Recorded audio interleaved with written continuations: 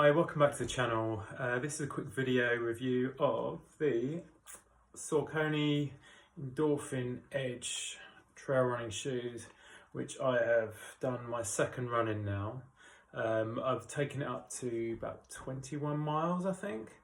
The last run I did, and admittedly my legs were a bit tired from the run before, but so yeah, this shoe is, how would you call it? Maybe a Marmite shoe. Love hate.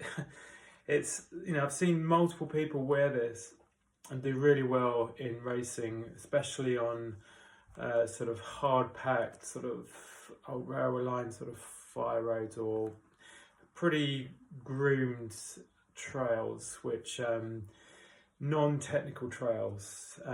So basically, yeah, if we just run through a few specs. So this one I recently got from Sports Shoes. I think it's reduced down to like £99, plus I had a 10% off plus free shipping. So it was pretty cheap for what you get. I think it originally retailed at 200, which I wouldn't pay personally. But so a few specs. Basically, it comes in at it's got a stack height of 35 in the heel and 29 in the forefoot. So it's a 6mm drop. This is basically a UK size 8.5, because I had to size down half a size because it's got a very, very voluminous sort of upper. It's got Power Track outsole with 4mm lugs. It's got a carbon plate in there, which is the Carbotex one, which is supposed to bend a lot in one way and then not in the other, to help be sort of usable on trails. It's got a Power Run PB midsole, which is this type of foam I think they use on some of the other Endorphin range. It's got a little gaiter attachment. The tongue is quite a thick tongue, so it's quite comfy. It's gusseted, lots of sort of pull tabs and pull things to help you get it on and off. Yeah, I think I said, was it 270 grams this comes in at. It's quite a wide fit as well. So when I first put it on, I've got quite wide feet, so I had to downsize by half a size. It's quite an agreeable sort of feel because you've got a nice amount of stack under your feet, and it was comfortable with a sort of thick tongue once sort of locked down.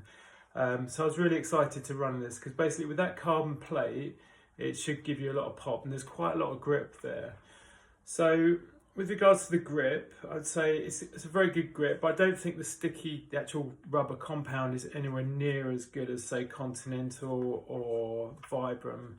It's because there's a few times where I've gone on to sort of slightly wet surfaces and you can feel that sort of slip on it, and it's nowhere near as sticky as some of those other sort of main branded ones.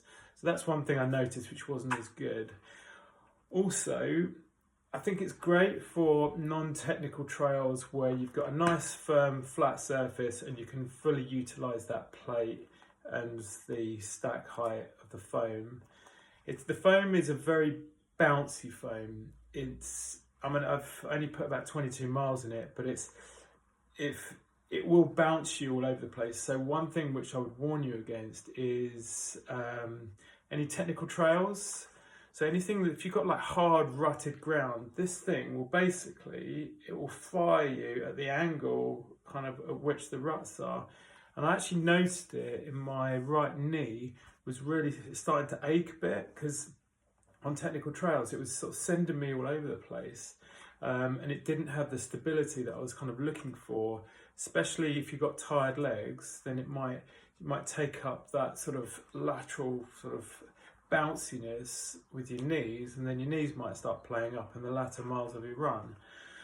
So I didn't notice a crazy amount of difference speed wise, but I think with fresh legs on a really nice flat surface, you could pick up the pace and get some decent speed and fully use that plate.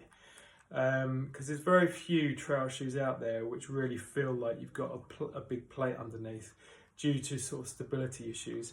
Now this one is a risky shoe because if you're not stable, and if you've got weak ankles, or you're not a really skilled trail runner, you might end up by rolling ankles quite easy, because it's still quite a high stack height as well.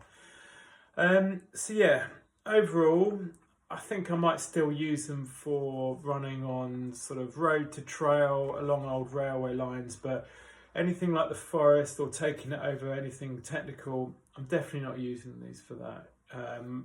Which the last run, it was actually over that sort of terrain, and I really, really felt it. So there are other shoes out there which are way more stable, which do have carbon plates in, like the Tecton X and the Agrivic Speed Ultra, but this one, you can see why it's being sold off cheap on places like Sports Shoes, because it's a Marmite shoe and choose the right terrain and it can work for you.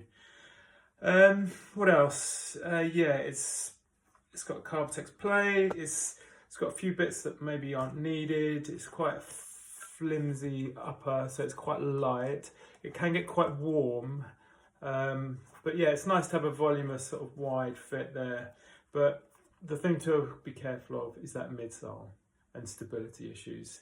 Non-technical, and yeah, thanks for listening. I'm glad I bought them. I'm sure I will end up by using them again on non-technical terrain. But for now, I will stick to some others. Thanks a lot for listening. Bye.